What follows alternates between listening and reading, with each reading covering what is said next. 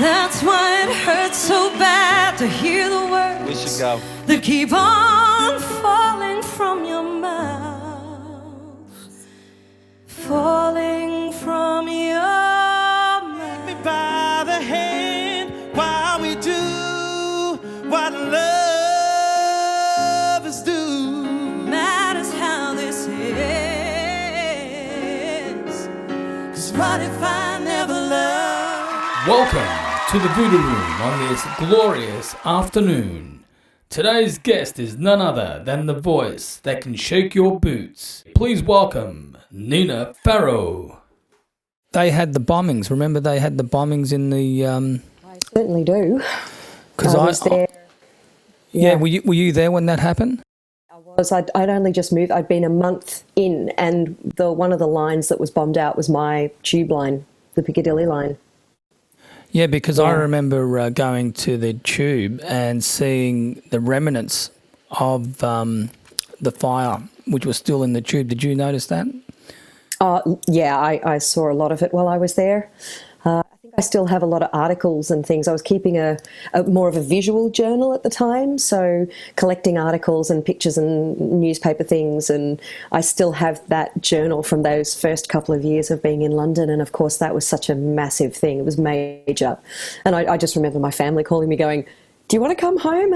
And I was like, "No, I don't. I mean, this could happen anywhere. I could turn around and come to Melbourne. It could happen to me here." So, and I figured it was probably the safest place to be when it's happening at that time. Everything's so heightened, and they had a second attempt, like on the 21st, I think it was, like 2 weeks later.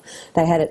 There was a second attempt, but they didn't get anywhere with it because security was so heightened at that point in time.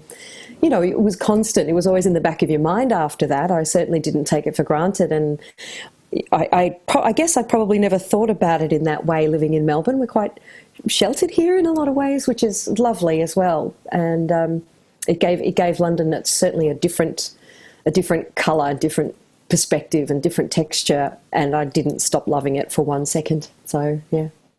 So you've got an Aussie and a British citizen. So how did you get your British citizenship? Oh, we don't have enough time for that story. Long story short, there is no short story.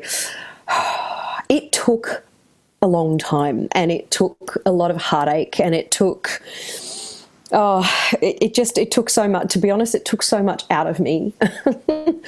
But it was something I really wanted to do. I'd spent so much time, and I'd invested so much to staying there and creating a career there. And so after when I started at Ronnie Scott's and they gave me a working permit, that was only for 6 months. Stuff went on there. I kept working there, but stuff sort of happened, and they weren't able to sponsor me again. And so I then was in this situation of like, okay, I don't know what to do. And I managed to find another company who sponsored me for another little while. And then the government changed the rules, and I had 3.5 of a 5 year, or maybe I had 4 years of the 5 years for residency, and it all got wiped. All of it gone. And I was like, okay, what do I do now? And it's a little bit of a personal story, so I don't want to get into it too much, but I was with a partner at the time. One thing led to another, and we were de facto at the time, so I was able to get onto his visa, and then when he got residency, I got residency. Would I've, liked to have been able to see it through myself personally? Yes, absolutely I would have. And I'm also very grateful to my then partner for being able to help me in that way as well. I mean, if it was reversed, I would have done the same thing. So it took me 8 years to get my residency. Like, it took me 8 years to be able to do all of that, and then not long after that I went for my citizenship. And so did the whole citizenship ceremony thing, and I think that was April 2014 or something like that. Yeah, became a posse. Woohoo. Posse. A posse. So, Aussie. so I would have thought because of your Italian background that you could have gotten a European passport. Don't get me started on that one, Dal. Unfortunately, no. My parents were naturalised under their parents' naturalisation when they were children, so they lost their right to Italian citizenship because they were born there. I was born here, and unfortunately, they could have been able to get their Italian citizenship back before they turned 18, I think it was, but nobody knew that, and so they didn't. And yeah, my parents are not seen as Italians at all, which it's sad, unfortunately. So yes, when I went into the consulate to work on that, I was told in no uncertain terms that I could not get an Italian passport. And I have a saying, but I can't say it because it means I have to swear. But the Italians are like, you F with us, we'll F with your whole family. That's kind of the deal. So yeah, unfortunately, Italy were of no help to me whatsoever. But so I ended up becoming British instead, which is cool because I love it, and I'm a big tea drinker. I don't actually drink coffee, which is maybe why the Italians didn't want me. But who knows? My very first working permit that I got sponsored for was through Ronnie Scott's Jazz Club, and that's literally how the whole thing started for me. How long did that last for? That Ronnie Scott's. The Ronnie Scott stint, was that like for a couple of years or? Yeah, it was kind of on and off for about 2 years. It was very condensed within the first 18 months, and then I did some travelling. I was doing backing vocals with another artist, and I was also coming back to Australia at times. There were a couple of things I couldn't do, and there were some changes within the company as well. So, but I kept going back and doing my own shows and still working with the house band. So yeah, it was a fantastic job, and I think I did 81 shows at Ronnie's and supported some pretty amazing people. They get a great repertoire of musicians going through there, don't they? From Europe and America. Yeah, they sure do.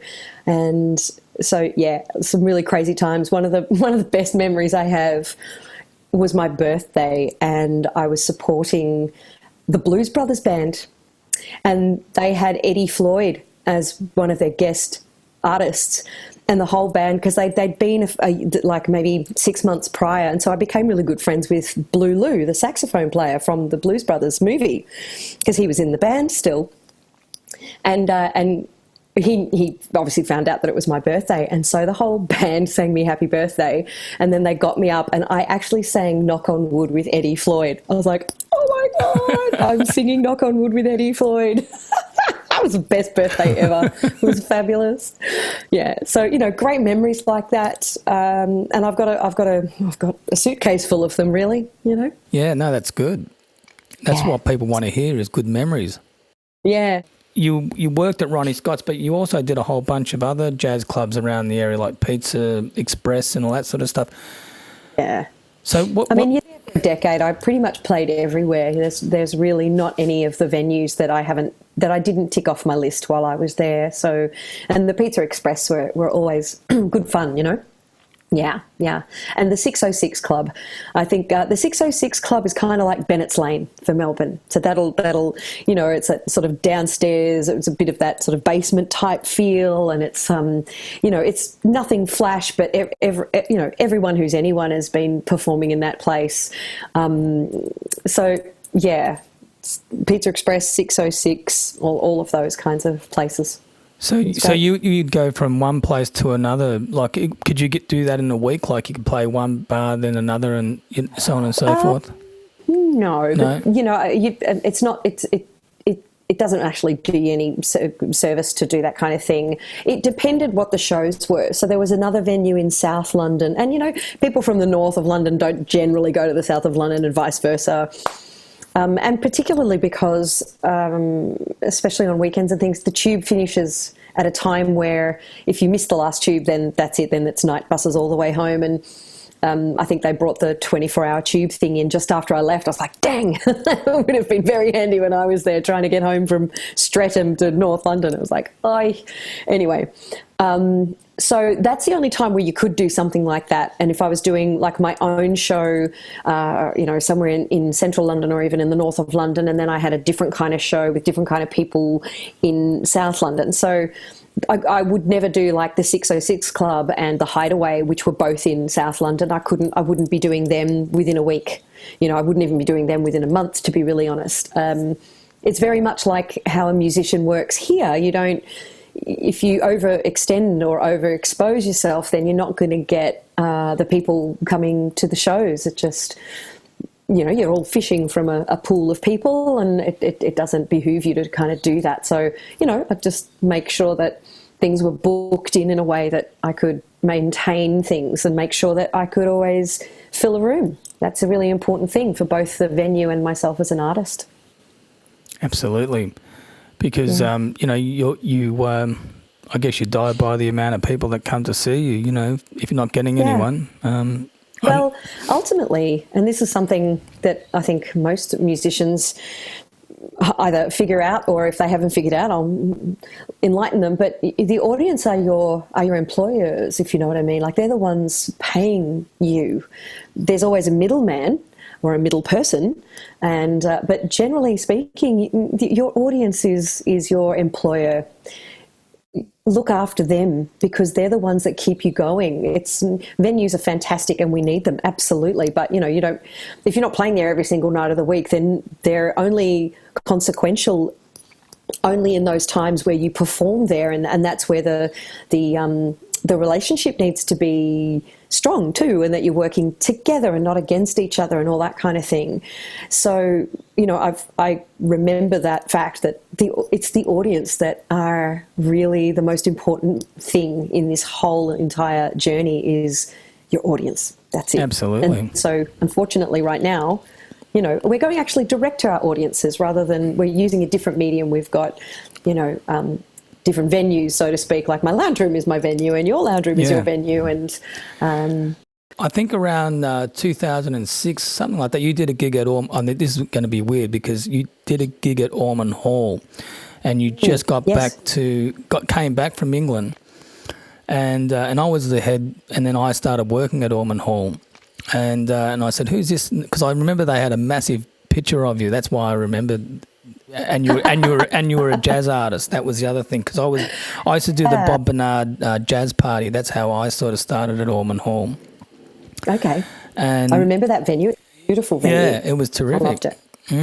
And they were hyping you up. That the owner George used to say, "Oh, you got to listen to this girl Nina, Ferro and all that." That's right. And so I did, and I remember. Coming across one of your albums, which I'll tell you which one it was, because I thought it was terrific. And I want to ask you, who did the production on Into the Light? Because that was one of the albums that I was listening to a number of years ago.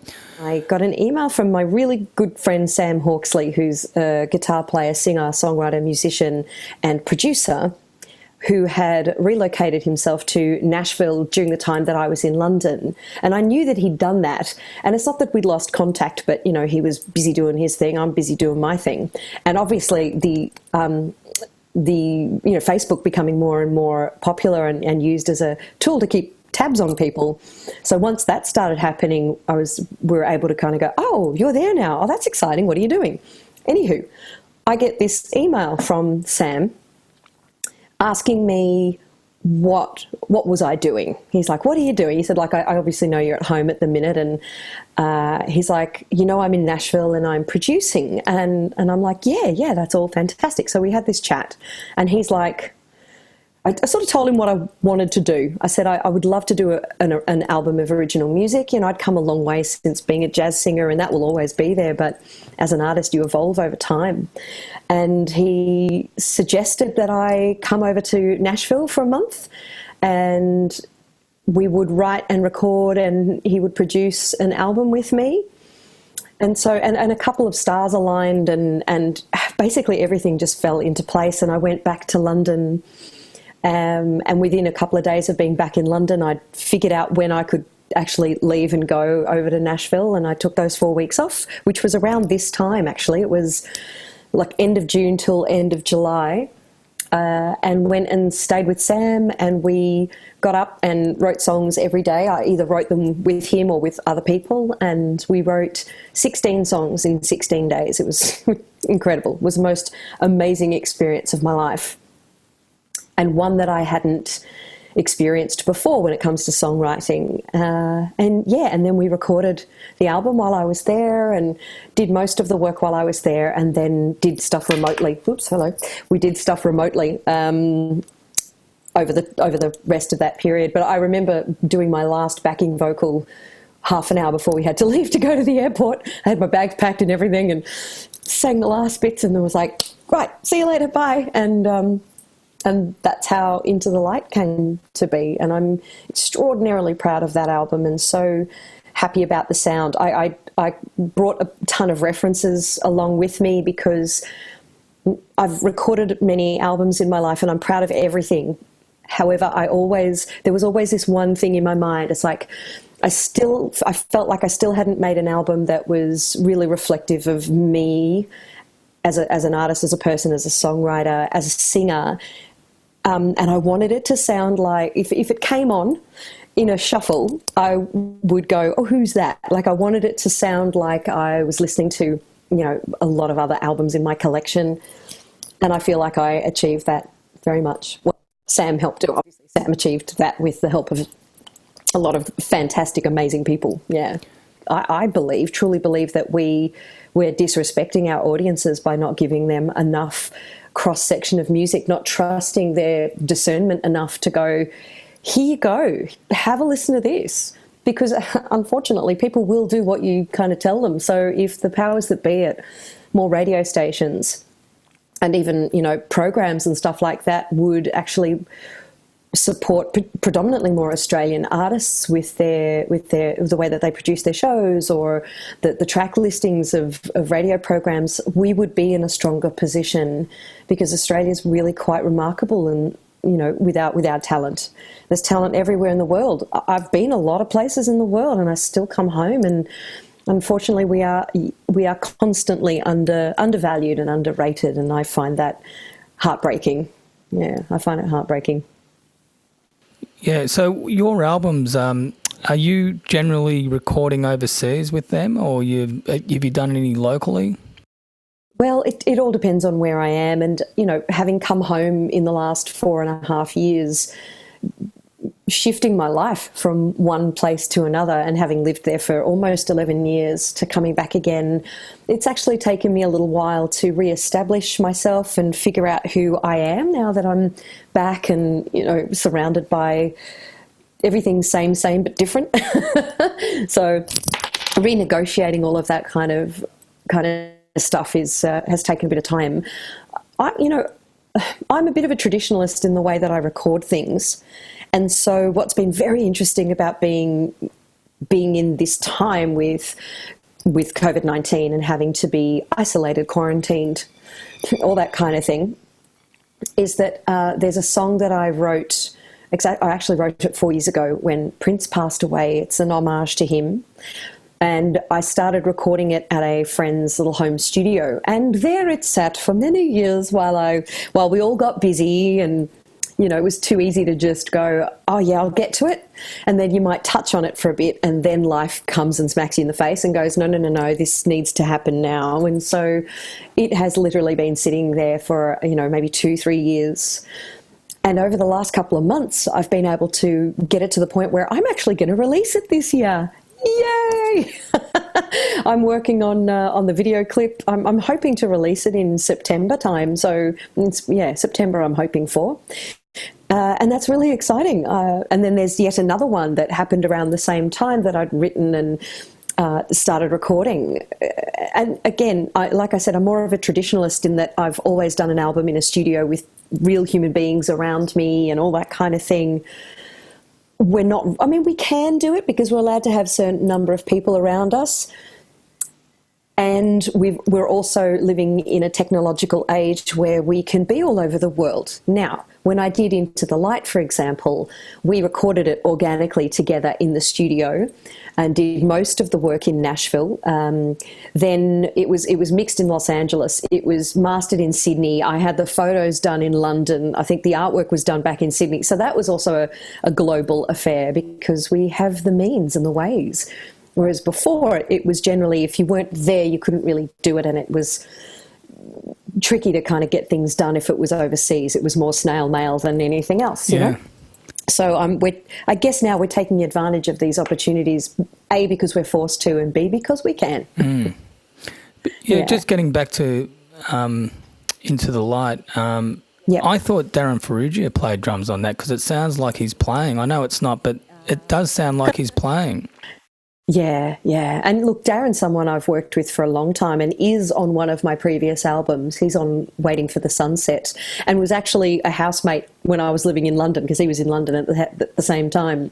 So, you know, lots of hilarity going there. If anyone knows Darren, you'll know that he's one of the funniest people on the planet, seriously funny.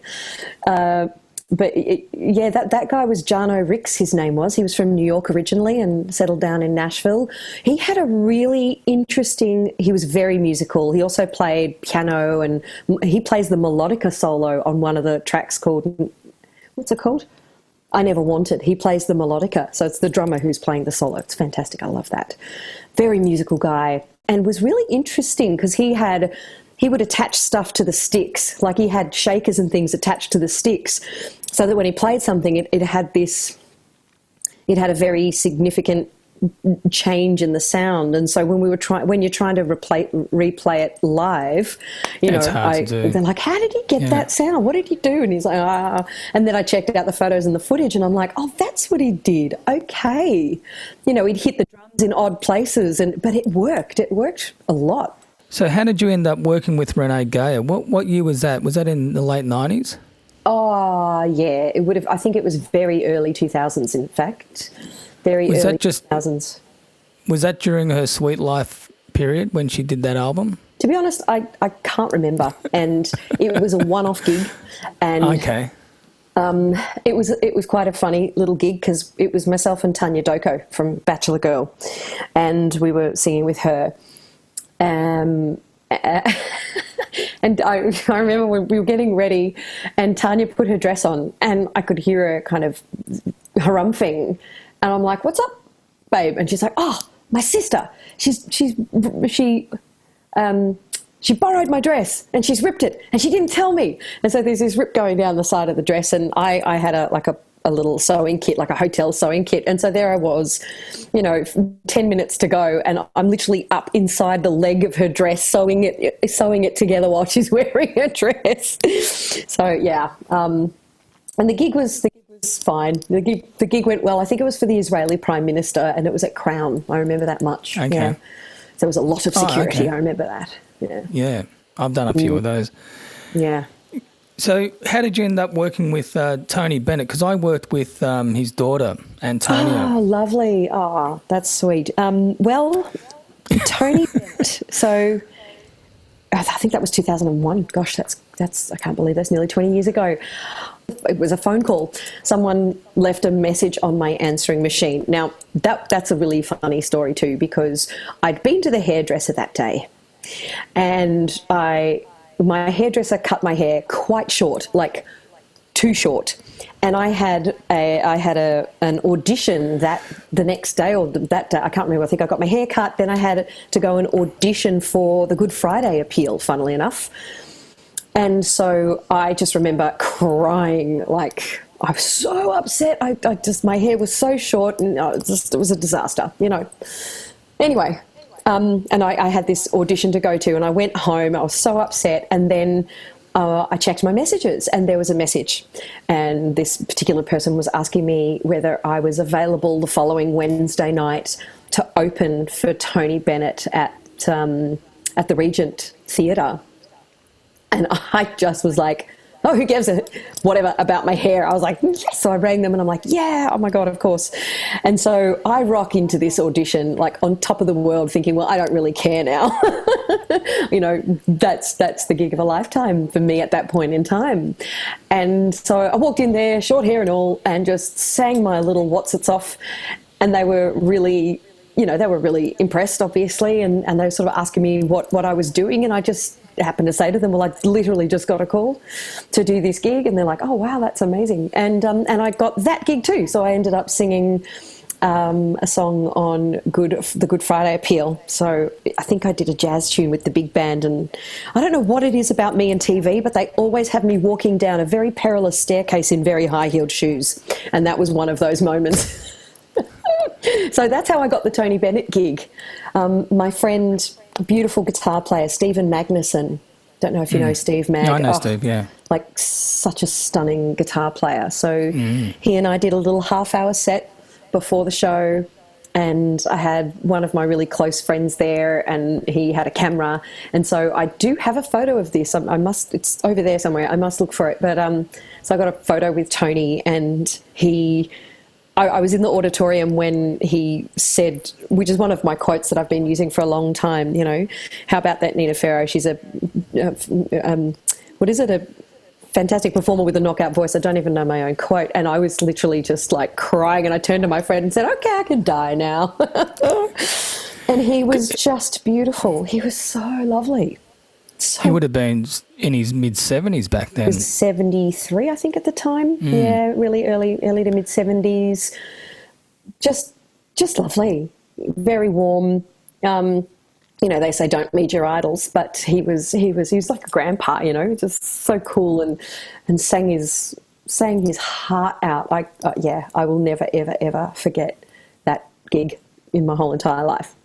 And I got to see him again when he was out here with KD Lang not long after that, and got to see him again and say hi. So, yeah, he's a very special man with a special place in my heart, and always will. Yeah. Because there's another thing I've got to thank you for, because when you played at Birds and you did that Anita Baker tribute, you know, I hadn't heard of Anita Baker up until that point. Wow.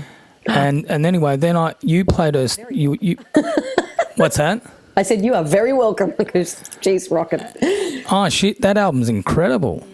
I mean, when I heard that when you played it live, because I didn't know who she was, and then I went home and had a listen to it. I've gone, how did I miss this person?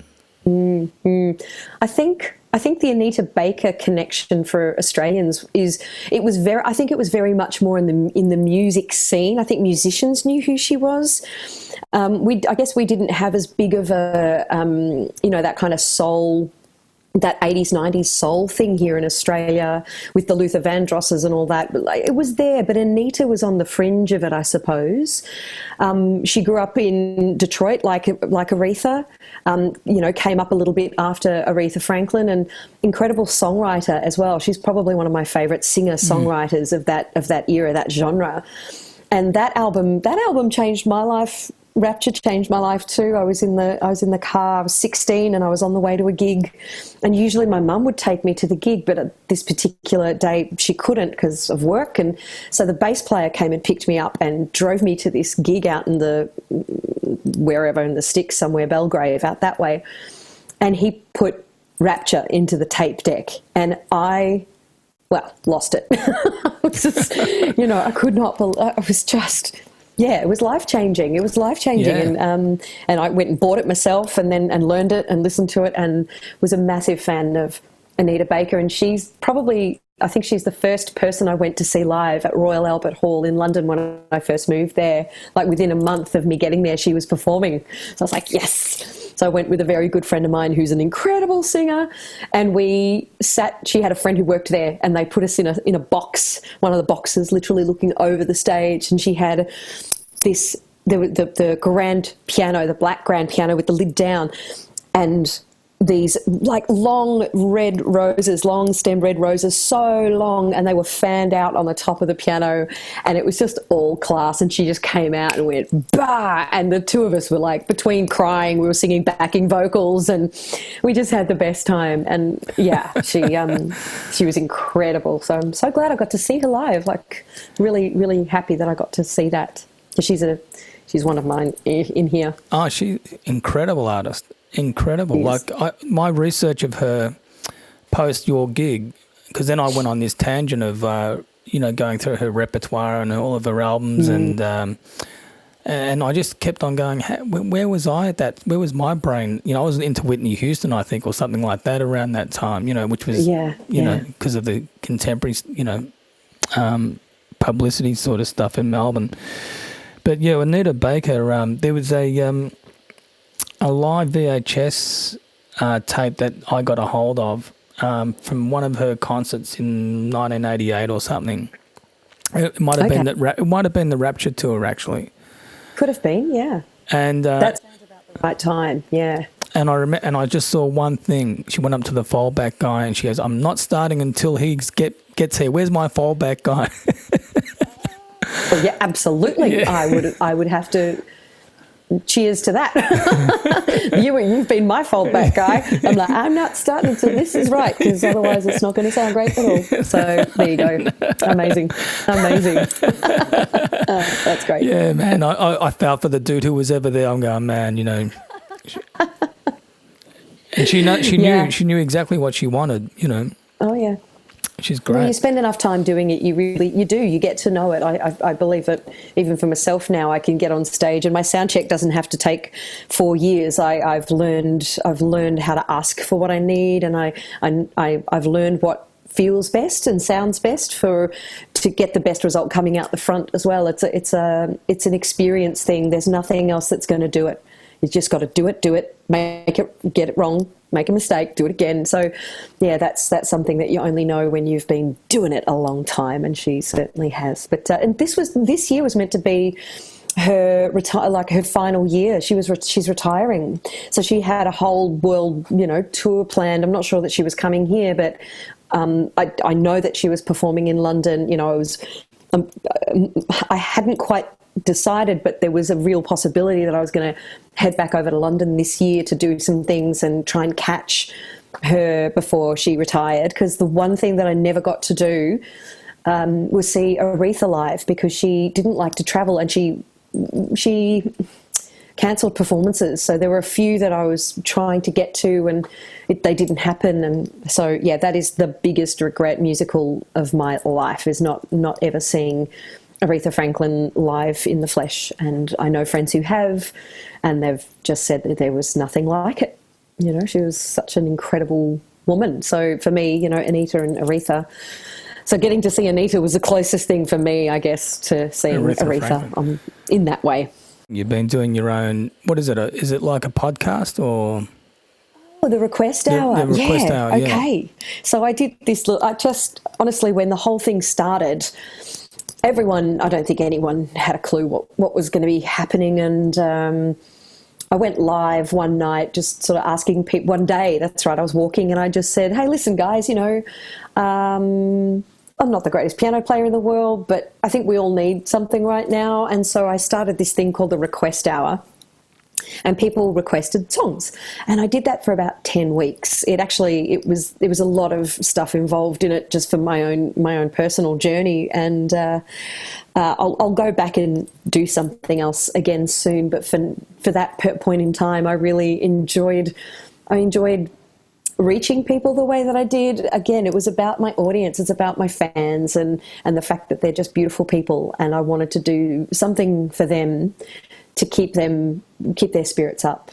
It also kept mine up. So it was, a double whammy, but, and it was really good fun. I got to explore some music that I wouldn't have found otherwise. I got to, play a bit more piano and become a little bit more confident there, and work out how this is going to be, because since then I've done a few more online concerts. And what's weird about that is that there's no immediate feedback. You don't get the applause and all of that sort of thing. So that's a really interesting thing to work around. You know, you get used to not having that initial kind of reaction, and so it's kind of like being on TV, sort of becoming a presenter of sorts and learning to entertain in a way that, you know, learning to entertain through a different medium without that initial reaction. So it does change the way that you actually, what's the word I'm looking for, present it in the first place. It's like, how is this actually landing on the other side? So it took a few weeks, and, you know, if you watch them all, which they're all available to watch, you can see that the growth of what I'm doing and how I'm doing it as the weeks progressed. And I really enjoyed that. I really enjoyed that. It was a bit more vulnerable. It wasn't as, you know, put together and like it's always professional, but it's I think it was a little bit more heart rather than soul, and that kind of thing. And I felt more direct with them because I could talk to them. They'd comment, and I'd have these little kind of fabulously funny conversations with people that I wouldn't stop in the middle of a song or at the end of a song to have a conversation with a guy sitting on the front table. So it is a different thing, and I really appreciated what we've been able to do since lockdown in that way. We're all going to miss being together, I get it, and hopefully we'll get to do that again soon. But for now, this is great too. So when you were growing up, I just want to get your influences, because your grandmother was a mezzo-soprano. Yeah. So singer. There's musical people and painters and stuff in my family, but I'm the first one to do anything with it professionally, or, you know, full-time professionally. So my paternal grandmother, so my dad's grandmother, was a mezzo-soprano singer, and she was offered to study in Milano, but her family said no. So she never ended up being able to study voice in Milan. I'm a mezzo-soprano, and I was trained predominantly classically when I first started as a mezzo-soprano singer, singing opera as much as I love it, and I don't do it enough anymore, but it wasn't where I wanted to go with my singing as a career. My mum can sing too. She's got a beautiful voice. She sings really in tune. She's never had a lesson. She's just she's just a natural. She's a real natural. And my brother can sing as well. And then my brother paints. I can't even draw a circle. Like, I didn't get any of that stuff. And my uncle, so my great uncle on my dad's side, paints, and we've all got paintings of his in the house that came over from Italy. And my brother's an artist. He draws and makes sculptures and all that kind of thing. And funnily enough, maybe 10 years ago or so, my brother called me when I was in England, and we were having a chat about, you know, Father's Day and what to get Dad for Father's Day this particular year. And my brother says to me, so Dad's been watching like art programs and stuff and wants to do a bit of painting. And I'm like, cool. So my brother goes off and he said, look, I'll get him a whole bunch of art supplies. I'm like, great, that sounds wonderful. Well, my dad's a painter. We never knew this. My dad can paint. And within the first couple of weeks of him getting all this art supplies, he painted all of these pictures, and my brother took photos of them all. And I have the very first one he painted. I came home one year and Dad gave it to me, and I took it back to London with me, and then I brought it back to Australia, and it's in my music room. But he's a painter. Who knew? I was like, wow. So there's all these little lines of stuff that go back in the line of DNA. So yeah. Well, he kept that quiet. I never got to meet my grandmother, though. That's the unfortunate thing. She died about a year before I was born, but I was named after her, and I'm the singer, so that's a little bit of ooh, doo-doo-doo-doo. Yeah. Yeah. So your dad kept that in the closet for a long time, didn't he? I mean, he loves music. My dad's a very artistic man in the way that he loves music, and he's very funny. But I had no idea he had any kind of painting. Like, I didn't know he could paint. I never saw him draw a picture. The whole time I grew up, he never talked about it. And it wasn't until after he painted these paintings and I started asking him questions. And he's like, I always loved it, but, as a kid, we moved out here to Australia when I was 12, and we just kind of had to work, to survive. And so his wants and desires of that nature kind of went by the wayside, and he never really got to realise them the way that he probably would have liked to. So, but in the last 10 years or so, he's prolific. I mean, it's just ridiculous. It's really cute. He's running out of wall space now to hang things on, so he gives them away. He just gives them to neighbours and friends, and my dad's paintings will be all over the place. So besides your online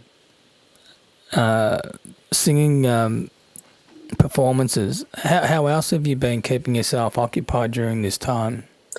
Well, what I've found with having to teach online is that it's actually taking a lot more effort. There's a lot more work to be done prior, post, all that kind of thing. So I'm in terms of time, like filling my days, I'm not struggling to fill them. There's always things to do.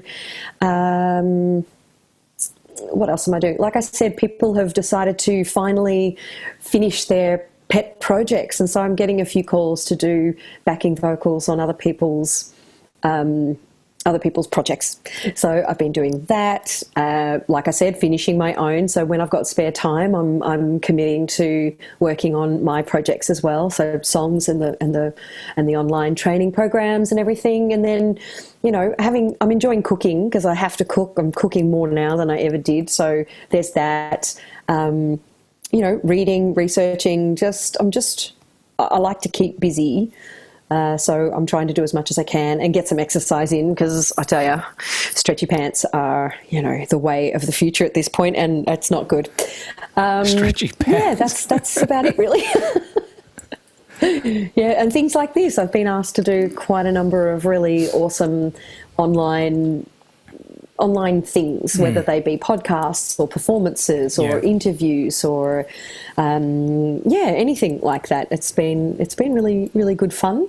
There are some actual gigs. I'm doing a couple of real gigs this month, so that'll be interesting.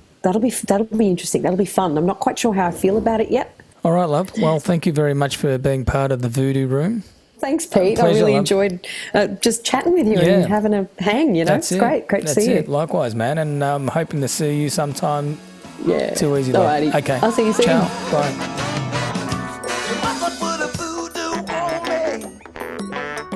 You must have cast a spell.